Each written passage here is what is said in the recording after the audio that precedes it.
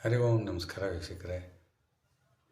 ನೋಡಿ, ಪರಮಾತ್ಮನ ಒಂದು ಲೀಲೆ ಎಷ್ಟು ಚೆನ್ನಾಗಿರುತ್ತೆ ಅಂದರೆ, ಶ್ರೀಕೃಷ್ಣ ರುಕ್ಮಿಣಿ ಸತ್ಯಭಾಮ ಸಮೇತ ಇರೋಂಥ ಒಂದು ದೇವಸ್ಥಾನ ಗುಮ್ಮನಹಳ್ಳಿ. ಈಗ ಅದಕ್ಕೆ ಗೋಪಾಲಪುರ ಎಂದು ಪುನರ್ನಾಮಕರಣ ಮಾಡಿದ್ದಾರೆ. ಇದು ಬೆಂಗಳೂರಿನಿಂದ ಯಲಹಂಕಕ್ಕೆ ಬಾಗಲೂರಿಗೆ ಸುಮಾರು 1-2 ಕಿಲೋಮೀಟರ್ ಆಗುತ್ತದೆ. ಇಲ್ಲಿಗೆ ಬಸ್ಸಿನ ವ್ಯವಸ್ಥೆ ಇದೆ, ಹಾಗೂ ಪ್ರೈವೇಟ್ ವೆಹಿಕಲ್ಸಲ್ಲೂ ಕ್ಯಾಬ್ಸಲ್ಲೂ ತಾವು ಬರ್ಬೋದು ಈ ದೇವಸ್ಥಾನಕ್ಕೆ. ಹಾಗೂ ತಮಗೆ ಓನ್ ವೆಹಿಕಲ್ ಬಂದರೂ ಸುತ್ತಮುತ್ತ ಇನ್ನೂ ಹಲವಾರು ದೇವಸ್ಥಾನಗಳನ್ನು ನೋಡಬಹುದು. ಮಾರ್ಕೆಟಿನಿಂದ ಡೈರೆಕ್ಟ್ ಬಸ್ ಇದೆ ಬಾಗಲೂರು, ಅಲ್ಲಿಂದ ಆಟೋನಲ್ಲಿ 1-2 ಕಿಲೋಮೀಟರ್ ಬರಲಿಕ್ಕಿದೆ. ಈ ಒಂದು ವಿಶೇಷವಾದ ದೇವಸ್ಥಾನನ ನಾವು ಇವತ್ತು ದರ್ಶನ ಮಾಡಲು ಗೋಪಾಲಪುರ ಅಥವಾ ಗುಮ್ಮನಹಳ್ಳಿ ಕ್ಷೇತ್ರಕ್ಕೆ ನಾವು ಈಗ ಹೋಗೋಣ. ಅಲ್ಲಿ ಗ್ರಾಮ ದೇವತೆ ಗೋಪಮ್ಮನನ್ನು ನಮಸ್ಕರಿಸುತ್ತಾ ಆಶೀರ್ವಾದದೊಂದಿಗೆ ನಂತರ ಹನುಮಾನನ್ನು ನಮಸ್ಕರಿಸಿ ಮತ್ತೆ ನಾವು ನಾಗದೇವತಾ ಸುಬ್ರಹ್ಮಣ್ಯ ದೇವಸ್ಥಾನವನ್ನು ನೋಡಿ ನಾವು ನಂತರ ವೇಣುಗೋಪಾಲ ಸ್ವಾಮಿ ದೇವಸ್ಥಾನಕ್ಕೆ ತಲುಪಿ ಅಲ್ಲಿ ದೇವರ ದರ್ಶನ ಮಾಡೋಣ. ಹಾಗೂ ಒಂದು ವಿಶೇಷವಾದ ನೃತ್ಯ ಕಾರ್ಯಕ್ರಮವನ್ನು ನಾವು ಅಲ್ಲಿ ನೋಡಬಹುದು. ಇದು ನಮಗೆ ಪರಮಾತ್ಮನ ಕೃಪೆಯಿಂದ ಬಂದಂಥ ವಿಶೇಷವಾದ್ದು. ನಾವೆಲ್ಲರೂ ಈ ಕಾರ್ಯಕ್ರಮವನ್ನು ವೀಕ್ಷಿಸೋಣ. ತಮಗೆ ಆತ್ಮೀಯ ಸ್ವಾಗತ. ಹರಿ ಓಂ ನಮಸ್ಕಾರ.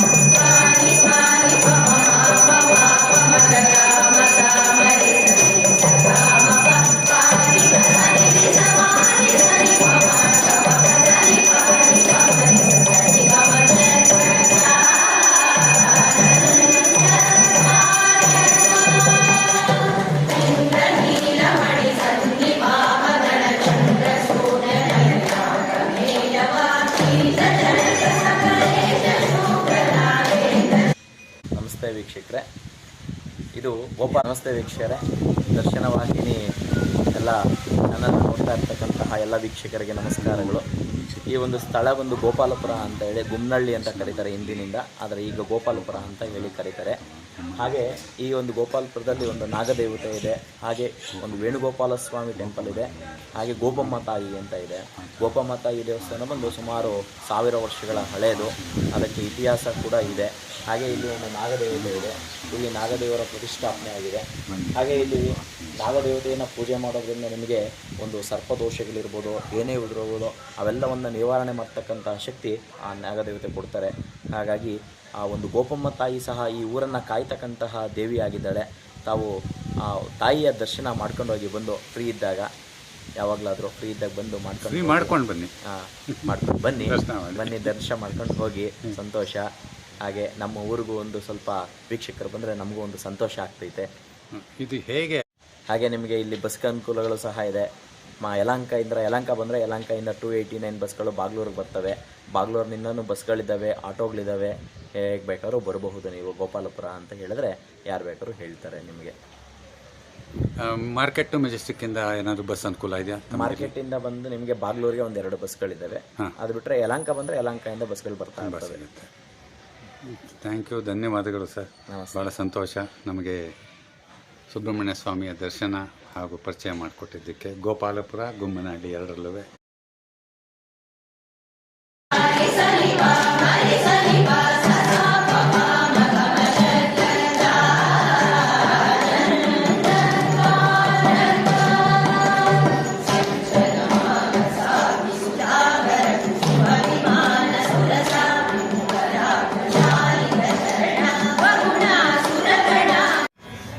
ವಿಡಿಯೋ ಆಗ್ತಿದೆ.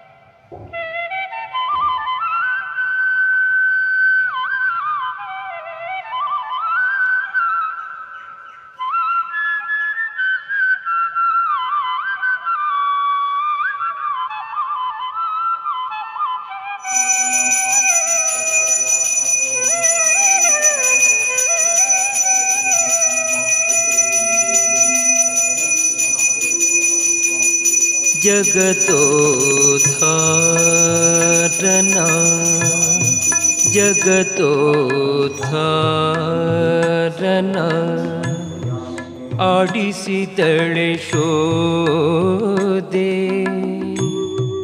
ಜಗತೋದ್ಧಾರ.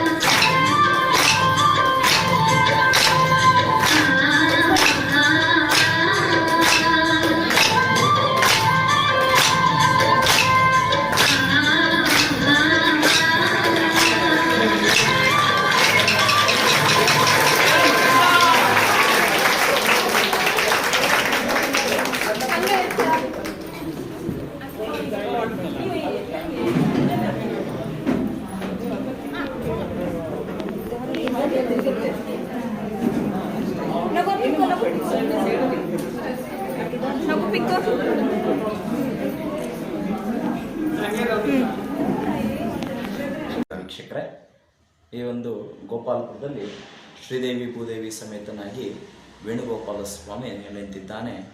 ಹಾಗೆ ಈ ಒಂದು ವೇಣುಗೋಪಾಲ ಸ್ವಾಮಿ ಸುಮಾರು ಒಂದು 25 ವರ್ಷಗಳಿಂದ ಇದೆ. ಹಾಗೆ ನಾನು 25 ವರ್ಷಗಳಿಂದನೂ ಪೂಜೆ ಮಾಡ್ಕೊಳ್ತಾ ಬಂದಿದ್ದೀನಿ. ಇಲ್ಲಿ ಸುಮಾರು ಭಕ್ತರು ಬಂದು ಹೋಗ್ತಾ ಇರ್ತಾರೆ. ಹಾಗೆ ಈ ಊರಿನಲ್ಲಿ ಇರ್ತಕ್ಕಂತಹ ಭಕ್ತರು ಬರ್ತಾರೆ. ಹಾಗೆ ಪೂಜೆಗಳು ನಡೀತಾ ಇರ್ತೈತೆ, ತೊಂದರೆ ಇಲ್ಲ. ಹಾಗೆ ಇಲ್ಲೇನಪ್ಪ ಅಂತಂದರೆ, ಇಲ್ಲಿ ಏನೇ ಒಂದು ಅಸತ್ಯ ವಾಕ್ಯವನ್ನು ನುಡಿದ್ರೂ ಸಹ ಅದನ್ನು ಸತ್ಯವಾಗಿ ನಡ್ತಕ್ಕಂತಹ ಒಂದು ಶಕ್ತಿ ಈ ದೇವರಲ್ಲಿದೆ ಅಂತ ನನ್ನ ಅಂದಾಜು ಪ್ರಕಾರ, ನನಗೆ ಗೊತ್ತಿರೋ ಪ್ರಕಾರ, ನನ್ನ ಅನುಭವದ ಪ್ರಕಾರ ನಾನು ಹೇಳ್ತಾ ಇದ್ದೀನಿ. ವೀಕ್ಷಕರೇ ನಮಸ್ತೆ. ಇಬ್ಬರು ಕಾಣಿಸ್ತೀವಿ, ದೇವರು ಕಾಣಿಸ್ತೀರಿ. ಇನ್ನೊಂಚೂರು ಈ ಕಡೆ ಬಂದರೆ ಇಬ್ಬರು ಕವರ್ ಆಗುತ್ತೆ ಸರ್. ಹಾಂ, ನಮಸ್ಕಾರ ಸರ್. ನಮ್ಮ ಈ ದೇವಸ್ಥಾನದ ವಿಶೇಷನ ಪ್ರಧಾನ ಅರ್ಚಕರಾದ ಶ್ರೀ ಹೇಮಂತ್ ಅವರು ತಿಳಿಸ್ತಾ ಇದ್ದಾರೆ. ಏನು ವಿಶೇಷ? ಎಲ್ಲ ದೇವರಲ್ಲೂ ವಿಶೇಷ ಇರುತ್ತೆ. ಹೌದು, ಅದನ್ನು ಅವ್ರ ಬಾಯಿಂದಾನೇ ಕೇಳೋಣ ಬನ್ನಿ ಸರ್. ಇಲ್ಲಿ ಏನಪ್ಪ ಅಂತಂದರೆ, ಯಾರೇ ಒಂದು ತಪ್ಪನ್ನು ನಡೆಸಿದರೆ ಅದನ್ನು ಒಂದು ಸರಿದಾರಿಯಲ್ಲಿ ಕರ್ಕೊಂಡುವಂತಹ ಶಕ್ತಿ ಇಲ್ಲಿದೆ. ಹಾಗೆ ಈ ಒಂದು ವೇಣುಗೋಪಾಲ ಸ್ವಾಮಿ ಪಕ್ಕದಲ್ಲಿ ಶ್ರೀದೇವಿ ಭೂದೇವಿ ಇದ್ದಾರೆ. ಒಂದು ಸಮಯದಲ್ಲಿ ಅವರ ಕತ್ತಲ್ಲಿರ್ತಕ್ಕಂತಹ ತಾಳಿಗಳನ್ನು ಕದ್ಕೊಂಡು ಹೋಗಿದ್ರು. ಆದರೆ ಕೆಲವು ತಿಂಗಳ ನಂತರ ಅವರಾಗವರೇ ತಗೊಂಬಂದು ಕೊಟ್ಟು, ತಪ್ಪಾಯಿತು, ಇದನ್ನು ತಗೊಂಡೋಗಿ ತುಂಬ ಅನುಭವಿಸಿದ್ದೀವಿ, ನಾವು ಕಷ್ಟಗಳನ್ನು ಅನುಭವಿಸಿದ್ದೀವಿ, ನಾವು ಕತ್ಕೊಂಡೋಗಿ ತಪ್ಪಾಯಿತು ಅಂತ ಅವರಿಗೆ ಸಮರ್ಪಣೆ ಮಾಡಿ ಅವರಿಗೊಂದು ಪೂಜೆ ಮಾಡಿ ಹೋಗಿದ್ದಾರೆ. ಹಾಗೆ ಇಲ್ಲಿ ಒಂದು ಅಂದ್ಕೊಳ್ತಕ್ಕಂತಹ ಯಾವುದೋ ಒಂದು ಕೆಲಸ ಕಾರ್ಯಗಳಿರ್ಬೋದು, ಸುಮಾರು ನೆರವೇರಿದವ್ರು ಬಂದು ಪೂಜೆ ಮಾಡಿಸ್ಕೊಂಡು ಹೋಗಿದ್ದಾರೆ. ಹಾಗೆ ತಾವುಗಳು ಬನ್ನಿ, ನಿಮ್ಮ ಹರಕೆಗಳನ್ನು ಕಟ್ಕೊಂಡು ಹಾಗೆ ಒಂದು ಪೂಜೆಯನ್ನು ಮಾಡಿಸ್ಕೊಂಡು ಹೋಗಿ, ನಿಮ್ಮ ಕಷ್ಟಗಳೆಲ್ಲ ನಿವಾರಣೆ ಆಗುತ್ತೆ. ವೀಕ್ಷಕರೇ ನಮಸ್ಕಾರ ಸರ್. ನಮ್ಮ ಈ ದೇವಸ್ಥಾನ ಎಂದು ವಿಶೇಷ ಪೂಜೆ ಇದೆ, ಎಂದೇನು ನಡೆಯುತ್ತೆ ಅನ್ನೋದನ್ನು ಗುರುಗಳು ನಮಗೆ ತಿಳಿಸ್ತಾ ಇದ್ದಾರೆ. ಇಲ್ಲಿ ಕೃಷ್ಣ ಜನ್ಮಾಷ್ಟಮಿ ದಿನ ಒಂದು ವಿಶೇಷ ಪೂಜೆ ಇರುತ್ತೆ. ಹಾಗೆ ಈ ಒಂದು ಗಣಪತಿಯ ಪೂಜೆ ಆದ ನಂತರ ಗಣಪತಿಯ ವಿಸರ್ಜನಾ ಕಾರ್ಯಕ್ರಮದಲ್ಲಿ ಸಹ ಒಂದು ವಿಶೇಷ ಪೂಜೆ ಇರುತ್ತೆ. ಹಾಗೆ ಈ ಊರಿನಲ್ಲಿ ಆ ಗಣಪತಿಯ ವಿಸರ್ಜನೆ ಕಾರ್ಯಕ್ರಮದಲ್ಲಿ ಹಲವಾರು ದೇವರುಗಳನ್ನು ಕರೆಸಿ ಮೆರವಣಿಗೆ ಮಾಡ್ತಕ್ಕಂತಹ ಒಂದು ಪದ್ಧತಿಯೂ ಸಹ ಇದೆ. ಖಂಡಿತವಾಗ್ಲೂ ವೀಕ್ಷಕರೇ, ಅಂದರೆ ಗಣಪತಿ ಹಬ್ಬದ ದಿವಸ ಮಾಡ್ತಾರೆ, ಶ್ರಾವಣ ಮಾಸದಲ್ಲಿ. ಗಣಪತಿ ಹಬ್ಬದ ವಿಸರ್ಜನೆ ದಿವಸ. ಹೌದು. ಯಾವಾಗ ವಿಸರ್ಜನೆ ಮಾಡೋದು ಅನ್ನೋದು ಡಿಸೈಡ್ ಮಾಡ್ತೀರಿ? ಅದು ಅವತ್ತಿನ. ಭಾಳ ಸಂತೋಷ. ತಮ್ಮ ಸ್ಥಳ ಪರಮಾತ್ಮನ ಬಗ್ಗೆ ವಿಶೇಷವಾಗಿ ನಮಗೆ, ನಮ್ಮ ವೀಕ್ಷಕರಿಗೆಲ್ಲ ತಿಳಿಸಿದ್ದೀರಿ. ಧನ್ಯವಾದಗಳು. ಹರಿ ಓಂ. ನಮಸ್ಕಾರ ಸರ್.